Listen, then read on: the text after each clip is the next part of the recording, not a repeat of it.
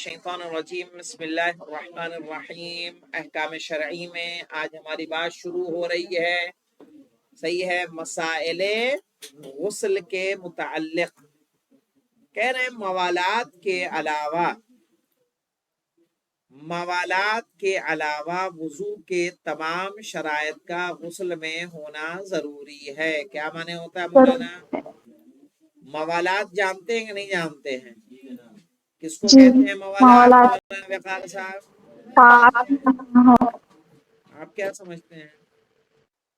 موالات کے معنی ہوتے ہیں ایک کام کے بعد فوراً دوسرا کام انجام دینا، اس کو موالات کہتے ہیں۔ جیسے وضو میں موالات شرط ہے کہ آپ نے یہ دونوں ہاتھ دھلے گٹے تک، تو پھر کیا کریں؟ کلی کریں، کلی کے فوراً بعد کیا کریں؟ ناک میں پانی ڈالیں، ناک میں پانی ڈالنے کے بعد پھر کیا کریں؟ چہرہ دھلیں، پھر دایاں ہاتھ دھلیں۔ اس میں گیپ نہیں ہونا چاہیے۔ لیکن غسل میں موالات کے علاوہ، یعنی موالات نہیں ہے غسل میں، مثلا آپ نے ابھی سر و گردن دھلا تھا کہ ٹنکی کا پانی ختم ہو گیا، اب موٹر چل رہی ہے، پانی بھرے گا، تو آپ چاہیں تو پھر سے غسل کر سکتے ہیں، چاہے تو اتنا چھوڑ کے پھر دایاں اور بایاں دھل کے نکل آ سکتے ہیں، آپ کا غسل ہو جائے گا۔ سمجھ گئے؟ چونکہ موالات شرط ہے، لیکن باقی تمام چیزیں شرط ہیں۔ باقی شرط میں کیا آتا ہے؟ پانی مباح ہو، جہاں پانی گر رہا ہے وہ جگہ مباح ہو، جہاں غسل کر رہے ہیں وہ مباح ہو، یعنی آپ کی ملکیت ہو یا آپ کو اجازت ہو۔ مثلا یہ آپ حوضے میں غسل کر رہے ہیں، وضو کر رہے ہیں، تو یہاں آپ کی ملکیت نہیں ہے، لیکن آپ کے لیے کیا ہے؟ مباح ہے۔ کیوں؟ کیونکہ آپ کو اجازت ملی ہوئی ہے کہ آپ اس کا استعمال کریں۔ صحیح ہے، تو ویسے ہی ہے جیسے آپ کی کیا ہو؟ ملکیت ہو۔ یا جسم پہ کسی مانع کا نہ ہونا، مولانا کوئی ایسی چیز باڈی پہ نہ ہونا جو پانی کے پہنچنے میں کیا ہوتی ہو؟ رکاوٹ بنتی ہو، کوئی چکناہٹ ہو۔ صحیح۔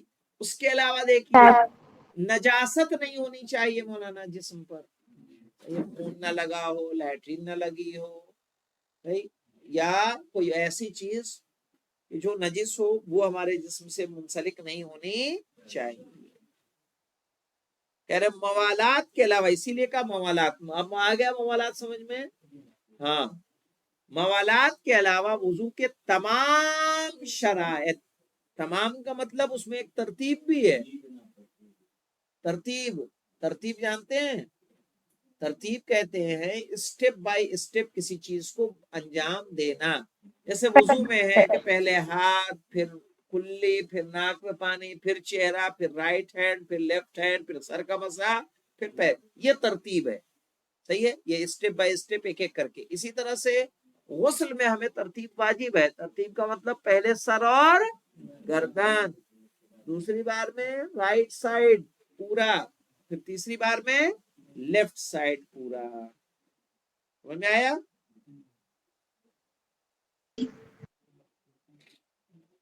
اب دیکھیں غسل جنابت اور دیگر تمام واجب غسل، کون کون سے مولانا؟ غسل جنابت اور دیگر تمام واجب غسل، بلکہ وہ مستحبی غسل بھی جن کا استحباب ثابت ہو چکا ہے، وہ مستحبی غسل بھی جن کا استحباب ثابت ہو چکا ہے۔ مثلا جیسے میں نے آپ کو مثال دی تھی نماز جمعہ کی، غسل جمعہ، غسل عید الفطر، غسل عید الاضحیٰ، غسل شب قدر، غسل طواف، یہ سب روایتوں میں وارد ہے۔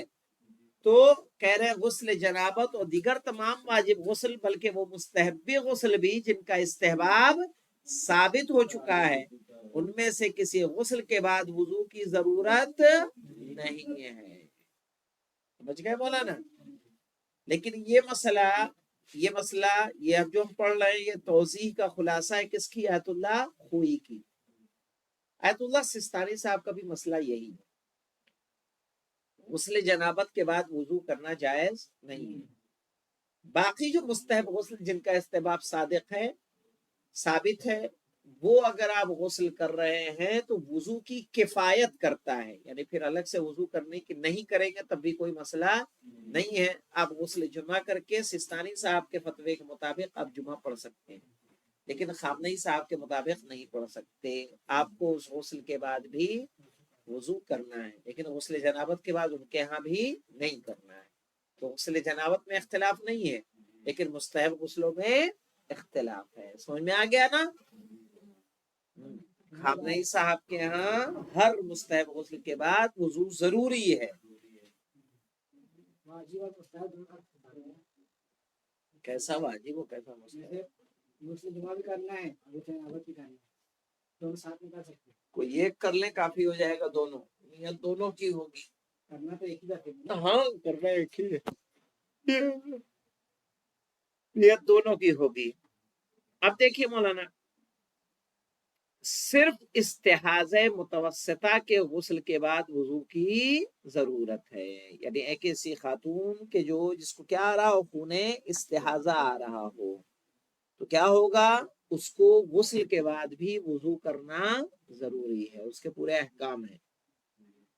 اب دیکھیے مولانا، غسل میت کے علاوہ ان تمام غسلوں میں جبیرہ یعنی ڈریسنگ کا حکم اسی طرح کیا ہے جی، کیا ہے وہ جاری ہوتا ہے، اسی طرح جاری ہوتا ہے جس طرح وضو میں جاری ہوتا تھا. کیا وضو میں ہم کیا کہا تھا کہ اگر پٹی بندھی ہوئی ہے تو کیا کریں گے، پٹی کھول سکتے ہیں تو پٹی کھولیں گے، پٹی نہیں کھول سکتے تو ایک کپڑا رکھ، اگر وہ پاک ہے تو اسی پہ ہاتھ پھیریں گے، نہیں پاک ہے تو کیا کریں گے، اس پہ کپڑا رکھ کے اور اس کے اوپر ہاتھ پھیر دیں گے. کہا غسل میں بھی وہی چیز آپ کریں گے. پلاسٹر چڑھا ہے، کہیں بینڈیج بندھی ہے، تو آپ اس پہ کیا کریں گے، پاک کپڑا رکھ کے ہاتھ پھیر دیں گے. پہلے پلاسٹک باندھ دیں گے تاکہ پانی اندر نہ جائے اگر نقصان پہنچا رہا ہے. پلاسٹک کھول کے اس پہ کیا کریں گے، ہاتھ پھیر دیں گے، آپ کا غسل ہو جائے گا. صرف فرق یہ ہے کہ غسل سے مانع اگر تھوڑا یا کھلا ہوا زخم ہے تو انسان کو اختیار ہے چاہے غسل کرے یا تیمم. اگر غسل کرے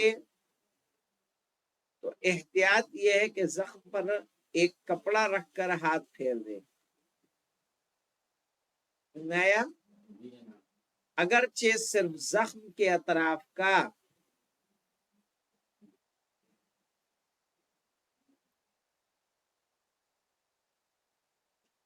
دھو لینا بھی کافی ہے،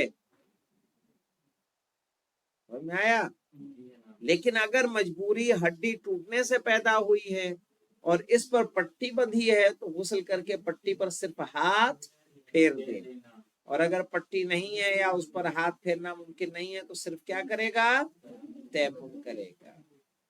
پھر مولانا، جس شخص پر غسل جنابت، حیض، نفاس، استحاضہ یا مس میت واجب ہو گیا ہے، وہ بغیر غسل کے کوئی ایسا کام نہیں کر سکتا جس میں طہارت شرط ہے.